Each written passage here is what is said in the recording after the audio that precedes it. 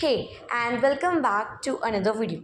In today's video, we are going to start our new topic, that is poetic devices, which are also known as literary devices. So हमारी 9th class में काफ़ी ज़्यादा पूछा जाता है कि what are कि इन पोइम्स में कौन कौन से पोइट्री डिवाइसेस हैं, then what are personification, what are metaphor, what are anaphora, this all things. So आपको पोइट्री डिवाइसेस अच्छे करने पड़ेंगे. सो आपके भी स्कूल्स में भी पोइट्री डिवाइसेस को करवा रहे होंगे, ठीक है. सो आपको क्या करने का, पोइट्री डिवाइस पे काफ़ी काम करना पड़ेगा अगर आपको अच्छे से इंग्लिश में स्कोर करना है, ठीक है. So let's discuss about some poetry devices. But poetry devices पढ़ने से पहले हम ये देखेंगे कि भाई पोइट्री डिवाइसेस होते क्या है. What are poetic devices. जिसने ये टर्म पहली बार हो सकता है कि किसी ने ये वीडियो पोइट्री डिवाइसेस पढ़ने के लिए की हो, उसको पता होता है कि ऑलरेडी पोइट्री डिवाइसेस क्या होते हैं. पर जिनको नहीं पता है कि पोइट्री डिवाइसेस क्या होते हैं, so this is very important video for you, ठीक है. इसको हम लिटरेरी डिवाइसेस भी कहते हैं, ठीक है. सो पोइट्री डिवाइसेस और लिटरेरी डिवाइसेस दोनों सेम ही होते हैं. अब होते क्या हैं वो बता देती हूँ. सो लिटरेरी डिवाइस और a poetry devices is a technique और it is a tool that writers use to enhance their writings, conveying meaning and invoke emotions. यानी कि जब भी पोइट को कोई पोइम बनानी होती है, जब भी पोइट को कोई पोइम लिखनी होती है, तो उसमें वो इमोशंस लाने के लिए, उस अपनी जो पोइम उसने राइटिंग यूज़ किया उसको थोड़ा सा और प्रोग्रेस करने के लिए, इन्हेंस करने के लिए वो इन वर्ड्स का यूज़ करता है. अब ये कुछ मैक्सिमम 27 अप्रॉस कुछ 25 कम से कम पोइट्री डिवाइसेस होते हैं.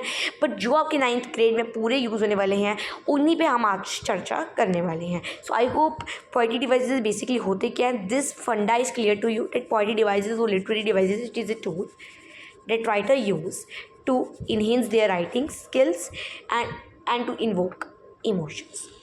क्लियर हो गया. सो नाउ पोइट्री डिवाइसेस पढ़ लिए. अब हम कुछ पोइट्री डिवाइसेस पे चर्चा करेंगे, जैसे the road not taken, the wind. This poems आपके एनसीईआरटी में है, तो पहले एक बार पोइट्री डिवाइसेस को पढ़ेंगे. फिर जब हम आगे पोइम्स पढ़ेंगे तो मैं बताते जाऊँगी आपको कि किस पोइम में क्या क्या पोइट्री डिवाइसेस यूज्ड हुए.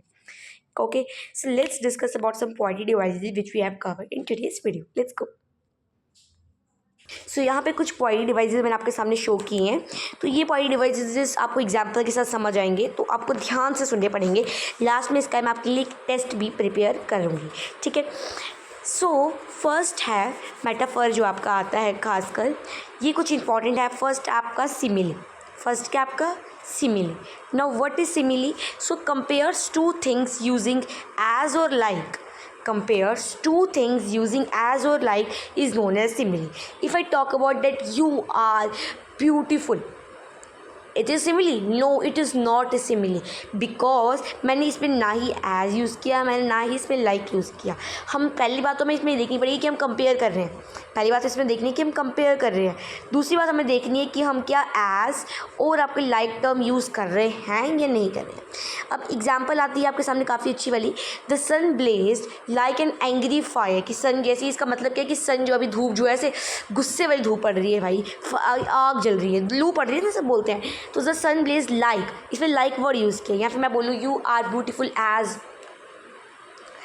माधुरी दीक्षित, कुछ भी बोल लो भाई. बट जब मैं किसी दो चीज़ को कंपेयर कर रही हूँ यूजिंग एज और लाइक, इस पोइट्री डिवाइसेस को हम सिमिलर टर्म बोलते हैं, ठीक है. इसी के साथ आपका, हाँ मुझे लगेगा कि कहीं और होगा, बट ये इसके नीचे ही है, मेटाफर. अब मेटाफर क्या होता है. कंपेयर्स विदाउट यूजिंग लाइक और एज.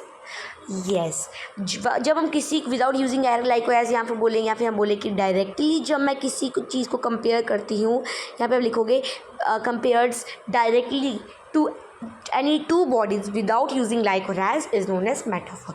मेटाफर क्या होता है. जब मैं कोई दो चीज़ को कंपेयर करूँ, जैसे कि यू इज़ बोलूँ शी इज़ एल्बर्ट आइंस्टाइन, जो मैं बोल रही हूँ, तो क्या मैं एल्बर्ट आइंस्टाइन हूँ? नहीं, मैं नहीं हूँ. मैं कंपेयर करूँ, पर मैंने डायरेक्टली बोल दिया. मैं ये नहीं बोल कि तुम वैसे दिखते हो, मैंने बोला तुम हो. यू इज़ माधुरी दीक्षित, तो मैं माधुरी दीक्षित, तुम वो मेरे सामने जो बैठी लड़की वो माधुरी दीक्षित तो नहीं हो सकती. बट मैंने कंपेयर किया, बट मैंने विदाउट लाइक एंड यूज़ किया. Example, the road was a ribbon of moon light. तो क्या road ribbon of moon light नहीं है, बट मैंने इसको सीधा कंपेयर कर दिया विदाउट यूजिंग लाइक और एज. सो जब वह आपको कोई दो चीज़ दिखे जिसमें आपको लाइक और एज यूज दिखे, दैट वॉज सिमिली. और जिसमें आपको लाइक और एज यूज़ नहीं किए हुए दिखे, दैट वॉज मेटाफर. क्लियर. जैसे धूप पड़ रही है भाई, ये धूप हंस क्यों रही है, ठीक है, धूप हंसती है। ओके, नेक्स्ट जो आपके पास आता है कुछ बहुत इंपॉर्टेंट जो मैं आपके सामने आज अभी बता रही हूँ, personification. Now what is personification? Personification में ही आपको क्या पता चल रहा है? पर्सन पता चल रहा है, पर्सन। पर्सोनिफिकेशन को पर्सन पता चल रहा है, पर्सोनिफिकेशन को पर्सन पता चल रहा है। पर्सनिफिकेशन जो मैं कहीं पर्सन को करती थी कि make something which is not alive sound like it us it is, यानी कि जब मैं कुछ ऐसा बोल दूँ जो वो कुछ हो ही नहीं रहा हो। जैसे कि आप रोड नॉट टेकन वीडियो में देखोगे, आप वीडियो चैप्टर में पढ़ोगे कि उसको रोड को ह्यूमन क्वालिटीज़ दी, जैसे कि वांटेड वेयर। क्या रोड ने कपड़े पहने? नहीं, रोड कपड़े नहीं पहन रहा। अब बोलोगे ये तो कंपेयर हो गया। कहाँ कंपेयर किया मैंने? क्या बोला? मैं रोड तुम जो है कपड़े की तरह दिखते हो। मैंने कंपेयर नहीं बोला, मैंने बस इतना बोला कि रोड कपड़े पहन रहा है। क्या रोड कपड़े पहन सकते हैं? नहीं, वो नहीं पहन सकता। ऐसी चीज़ें जो हो ही नहीं सकती हैं वो पर्सोनिफिकेशन। जैसे कि the flowers dance in the breeze. अब हवा में क्या फ्लावर्स नाच सकते हैं? नहीं, फ्लावर्स नहीं नाच सकते हैं। तो जब भी मैं पर्सोनिफिकेशन में ये नहीं है कि कंपेयर करो, मैं इसका ये बताना चाहती हूँ आपको कि जब ऐसी चीज़ जो हो ही नहीं सकती है, डेट इज़ नॉट अलाइव, जो वो आपको होता है पर्सोनिफिकेशन। क्लियर हुआ? क्लियर हुआ पर्सोनिफिकेशन क्या होता है? ओके, नेक्स्ट जो आपके पास आता है, जो मेजर पूछा जाता है, मेजर होता है कि ये आपके 2-3 चैप्टर्स में नहीं, बट ये आपको आएगा आगे। ऑनोमेटोपोइया। ऑनोमेटोपोइया इसका words like word which sound like noise they describe. Words which sound like the noise they describe. जब भी कोई साउंड की आवाज़ आ जाए ना बेटा, आपको जब भी कोई साउंड की आपको आवाज़ आए तो आपको बोलना है कि वो ये वाली आपकी पोएट्री डिवाइसेस यूज़ हुई है। एग्जाम्पल, पॉप, बस, स्प्लैश, वाटर स्प्लैश, स्मैश, मैंने स्मैश मारा इसको। तो जब मैं कोई साउंड की आवाज़ आ रही है, ये हो गया आपका ऑन्टो। क्लियर हो गया? Now alliteration. Now what is alliteration? पहले मैं ये आपको पढ़ाती हूँ, फिर मैं इसका रेस्ट लूँगी आपसे। एलिट्रेशन जो होता है जब भी रिपीटिशन हो रहा है, रिपीटिशन एक अलग सा वो है, एक अलग से बॉडी डिवाइस है। पहले मैं आपको एलिट्रेशन बताती हूँ। एलिट्रेशन क्या होता है? जब भी सेम कॉन्सोनेंट साउंड्स का, सेम कॉन्सोनेंट पता है कॉन्सोनेंट कहते हैं? वॉवल्स क्या होते हैं पता होगा? वॉवल्स जो होते हैं वो होते हैं आपके A-E-I-O-U। कॉन्सोनेंट्स क्या होते हैं? Without vowels, that is B-D-F-H etcetera. So consonant sounds means जब उनका रिपीटेशन हो रहा है, जैसे कि मैंने बताया sugar is sweet, sugar is sweet, सुई। तो वर्ड्स की रिपीटेशन हुई है तो ये एलिट्रेशन यूज हुआ है। जैसे कि एग्जांपल दी हुई है, slowly the sly snake slithered over the slimy glass. Slowly, sly, slithered, slime, ये रिपीटेशन हुआ तो ये आपका एलिट्रेशन होता है, ये आपका एलिट्रेशन होता है। Now what is assonance? अभी जब रिपीटेशन हो वोवल साउंड्स का, मीन्स इनका, जब इनका रिपीटेशन हो हम बोलते हैं assonance. The bombs dropped softly on to the hot sand. इसमें ओ का रिपीटेशन हो रहा है, ये आपको फाइंड आउट करने पड़ेंगे। क्लियर हो गया? अब राइम क्या होता है? राइम होता है when words have the same sound. Example cat, hat, जो किसी यूज़ की वजह से हम आखिरी में यूज़ करते हैं, that is she is cat. Next line में गया she wear hat, cat hat आ गया, हैदर लेदर आ गया। तो राइमिंग वर्ड्स को चल गया जब किसी दो वर्ड्स राइम कर रहे हैं। अब रिदम क्या होता है? रिदम होता है the sound made by pattern of stressed and stressed labours in each line. डे ड्रम, डेडम। जब भी अनस्ट्रेस्ड सिलेबस यानी कि जब कुछ पैटर्न चल रहा है, जैसे डेडम, इसी में चलो येलोवुड, जब आखिरी लाइन में जब जो रिपीटेशन हो रहा होता है ना वर्ड्स का, सिलेबियस इन ईच लाइन में जब यूज़ होता है उसको हम रिदम बोलते हैं। रिदम काफ़ी कम आता है, बट ये जब आपको कोई मिल नहीं रहा हो और कुछ ऐसा बन रहा हो तब आपको रिदम लिख देना। क्लियर हो गया? I hope now this is clear to you. So now let's take a quick revision of this, that what is it. Ending में आपको टेस्ट ले लूँगी। स्माइली जब मैं सिमिली क्या होता है? जब मैं दो चीज़ों को कंपेयर कर रही हूँ विद एज और लाइक। मेटाफर जब दो चीज़ों को कंपेयर करूँ विदाउट एज और लाइक यानी कि डायरेक्टली। पर्सोनिफिकेशन जब भी कोई चीज़ ऐसे हो नहीं सकती बट वो हो रही है, जब वैसे कोई चीज़ हो नहीं सकती, मैं जो है फ्लावर जो है नाच रहे हैं, पंखा जो है गा रहा है, पंखा नहीं गा सकता बट मैं इसको वैसे बोला जो चीज़ हो नहीं सकती उसको हम बोलते हैं। और ये आपको और मेटाफोर ये जो कोई भी साउंड आपको जो नॉइस साउंड होती है, एलिट्रेशन यानी कि कॉन्सोनेंट साउंड का जब रिपीटेशन हो, एसोसिएशन जब वॉवल साउंड का हो रहा हो, राइमिंग वर्ड्स, रिदम जब कुछ ऐसा पैटर्न आपका चल रहा हो लाइन में। I hope now this is clear to you.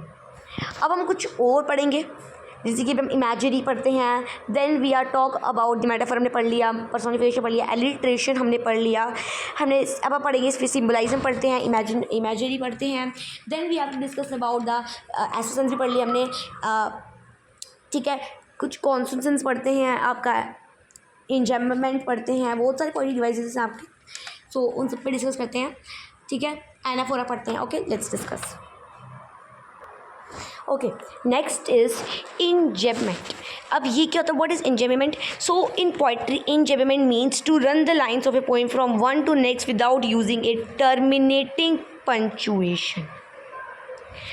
Terminating अब छोड़ दो भी, आप सिर्फ बोल जाओगे, यानी कि सेंटेंस और ये phrase continues from one line to the next line without punctuation. See poem में आपकी एक लाइन है, कोई भाई ना डॉट आया ना कॉमा आया, दूसरी लाइन है कोई डॉट नहीं आया कोई कॉमा नहीं आया, कोई पंच मार्क समझते ना, ये हो गया देन डॉट हो गया देन ये वाले ये होगी है ना, तो ये हो गया, नेक्स्ट लाइन शुरू होगी, नेक्स्ट लाइन फिर आखिरी लाइन में आपका पूरे पैराग्राफ में एक डॉट आता है, फिर जब 2-3 लाइन होगी फिर आपका एक डॉट आता है। तो ऐसे जो सेंटेंस या फ्रेज जिसमें जो है एक लाइन खत्म हो जाती है फिर दूसरी लाइन आती है विदाउट पंचुएशन मार्क, उसको हम बोलते हैं इंजेबमेंट। क्लियर हो गया? I hope now this is clear to you. So बहुत सारे पोएटिक डिवाइसेस हमारा हो गए, आई होप आप साथ साथ में इनकी रिवीजन करते रहोगे।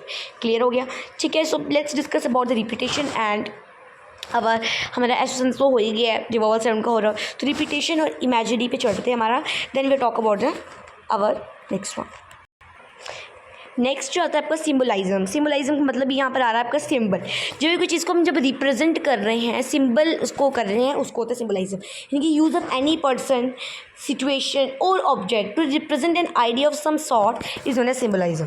और in other words when one thing is mean to represent something else, यानी कि एक चीज़ को मैं दूसरी चीज़ के लिए सिंबल कर रही थी। The colour red symbolises love, ये जो कलर रेड है ये सिम्बलाइज करता है लव को, जो कलर ब्लैक है वो सिम्बलाइज करता है डेथ को। यानी कि जब मैं कोई भी ऐसी पर्सन का, सिचुएशन का, ऑब्जेक्ट को रिप्रेजेंट कर रही हूँ, कोई भी आइडिया, जब भी कोई चीज़ को मैं रिप्रेजेंट कर रही हूँ ना, तो वो मैं सिम्बलाइजिंग पोएटिक डिवाइस हमारा यूज़ कर रही हूँ।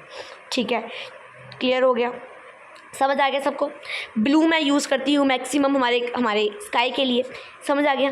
वाटर बॉडीज़ के लिए यूज़ करते हैं, ग्रीन हम हमारी लैंड बाउंड्रीज़ के लिए यूज़ करते हैं। क्लियर? सिम्बलाइज्म ये होता है आपका। Next about imagery, what is that, let's see. Now what is imagery? Imaginary बोलना मैम, मुझे लगता है मैम ने इमेजिनरी बोलना होगा, इमेजरी ही है। So the imagery is use to form an image और picture in the reader's mind, यानी कि जब भी मैं painting pictures with words, painting picture with words लिख सकते हो। यहाँ पे आप लिखोगे कि imaginary is use to form an image और picture in the reader's mind. It helps writers express emotion, thoughts and feelings in an imaginative way. जब हम विजुलाइज करते हैं, हमें ज़्यादा जो है, जब हम पिक्चर्स देखें तो हमें जल्दी लर्न होता है, ये तो सबको पता है। तो जब कोई पोएट कुछ लिख रहा हो और उसके जो दिमाग में जो, यानी कि जब वो इमेज देखता है, यानी कि जब वो कोई इमेज बनाए, तो इमेज में जो राइटर्स का जो माइंड है, उस इमेज के प्रति उसके इमोशंस बाहर आएंगे, थॉट्स बाहर आएंगे, फीलिंग्स बाहर आएंगे, एक इमेजिनेटिव वे बाहर आएगा। सो इमेजिनरी यूज होता है एक पिक्चर और इन image in the reader's mind. ये क्या करता है, मदद करता है राइटर को अपने एक्सप्रेस करने के लिए emotions, thoughts and feelings. It is the slow glistened. अब जिसके माइंड में जो पिक्चर बन रही होगी वो अलग है, यानी कि द स्लो, यानी कि जो है the snow glistened like stars in the clear night sky. जो स्नो है वो ग्लिस्टेंड कर रही है like stars in the clear night sky. So एक simple description does not have the same effect. The snow glistened, हम the snow ग्लिस्टेंड भी बोल सकते थे। हमने ये क्यों बोला the snow glistened like stars in the clear nights का, तो ये सिमिले भी है आपका, लाइक यूज़ हुआ, ठीक है, कंपेयर कर रहे हैं अभी। तो जो स्नेक ग्लिस्टेंड करी है, जैसे कि स्टार जो है क्लियर नाइट्स का में करते हैं, तो जो है हमारे अंदर एक इमेजिनरी फोटो भी बन रही है, तो इमेजिनरी भी हो गया, आपका सिमिली भी हो गया। क्लियर हुआ आपको? तो आपको ऑप्शन में सिमिली, तो सिमिली को क्लिक करो। अगर आपके ऑब्जेक्ट आपके ऑप्शन में इमेजिनरी, तो आप इमेजिनरी क्लिक करो। और अगर आपको वन वर्ड में बोले तो आप दोनों कॉमे में आके लिख सकते हो। क्लियर हो गया? समझ आ गया सबको? तो अब हम पढ़ते हैं हमारी रिपीटेशन क्या होता है, व्हाट इज़ रिपीटेशन, एंड अब आ रहा हमारा anaphora. Okay okay now anaphora क्या होता है? एनाफोरा होता है जब रिपीटेशन हो रहा है एट द बिगनिंग। अरे भाई रिपीटेशन भाई हमें पता कि जो हमारा कॉन्सोनेंस होता है, कॉन्सोनेंस क्या होता है? जब कॉन्सो का मतलब चल रहा है भाई, कॉन्सोनेंस का मतलब होगा कॉन्सोनेंट सॉन्ग रिपीटेशन चल रहा है। ओके अब एसोसेंस पढ़ा। अरे एसोसेंस क्या होता है? एसोसेंस यार जब वॉवल साइड में चल रहा हो। एनाफोरा क्या होता है भाई? एनाफोरा भी होता है रिपीटेशन। एनाफोरा होता है रिपीटेशन एट द बिगनिंग, जब बिगनिंग में रिपीटेशन हो रहा है, ठीक है। People of the world look at Berlin, look at the Berlin, look at the Berlin, look at, तो ये रिपीटेशन चल रहा है, इसको बोलेंगे आपका एनाफोरा, जो आपका बिगनिंग में चल रहा हो। अरे मैम फिर से रिपीटेशन से एक रिपीटेशन मैंने आपको बताया था अपने में एक वो है, यानी कि repetition is when the author repeats words और फ्रेजेस, कि मैंने बोला I told you to stop, I told you that I want you to go away, I told you go to away. अब अगर आपको ऐसे लिखा है I told you to stop, आगे आई टोल्ड, अब बोलोगे मैम इसमें तो एनाफोरा भी क्लिक कर सकता हूँ। येस आप एनाफोरा करो, एनाफोरा कर सकते हो। रिपीटेशन है, आप रिपीटेशन कर सकते हो। क्लियर हो गया? क्लियर हो गया? समझ आ गया? क्लियर हो गया ना? ठीक है। So this are some poetic devices which we have studied ना। क्लियर हो गया? जो वॉवल साउंड चलता है तो वो बीच में चलेगा। क्लियर हो गया? सो एक वर्कशीट है, that is she is moon. So हमारा मेटाफर, क्योंकि मैंने इसमें डायरेक्टली जो क्या कर दिया, कंपेयर कर दिया, शी इज़ लाइक मून, तो हमारा सिमिलर था। I like the chocolate, I like the biscuit, I like the chips. तो क्या पंचुएशन ही है तो उसको हम इंजैबामेंट भी बोल सकते हैं, ठीक है। इसको हमारा रिपीटेशन भी बोल सकते हैं, इसको हमारा एनाफोरा भी बोल सकते हैं। Both are correct, 3 are correct, ठीक है। द बर्ड स्विम से पूछ तो क्या बर्ड स्विम कर सकते हैं? नहीं, तो ये होगा पर्सोनिफिकेशन, जो नहीं हो सकता कभी भी। रोड रिप्रेजेंट चॉइसेस है, तो भाई ये मेटाफर भी है, ये रिप्रेजेंट भी, यानी कि ये रोड क्या है? चॉइसेस है, तो कंपेयर भी है, मेटाफर भी है। देन हमारा ये क्या है? क्या है? क्या है? रोड क्या रिप्रेजेंट, जो बोला सिम्बलाइज, तो आपको ये रिप्रेजेंट नहीं आएगा। Road is choices, road is like choices, तो मेटाफर होएगा। सॉरी सिमिली भी हो सकता है। तो ये आपको जो है चीज़ करना है, सिम्बलाइज्म जो है क्या होता है, जब कोई सिंबल करो रिप्रेजेंट जब भी आएगा, कोई चीज़ को रिप्रेजेंट तो सिम्बलाइज्म आएगा। लाइक एज यूज़ करो तो आपका सिमिली आएगा, जब बिना लाइक यूज़ करो तो आपको मेटाफर आएगा। क्लियर हो गया? So this is all about the 40 devices जो आपको 9th में यूज़ होने वाले हैं। इनके अलावा आपको 9th में कोई यूज़ होने वाले हैं। अगर आपको कुछ और है तो tell me in the comment section, वो मैं आपके वो आपको सॉर्ट आउट करवा दूँगी। Okay bye bye, we will meet in the next video.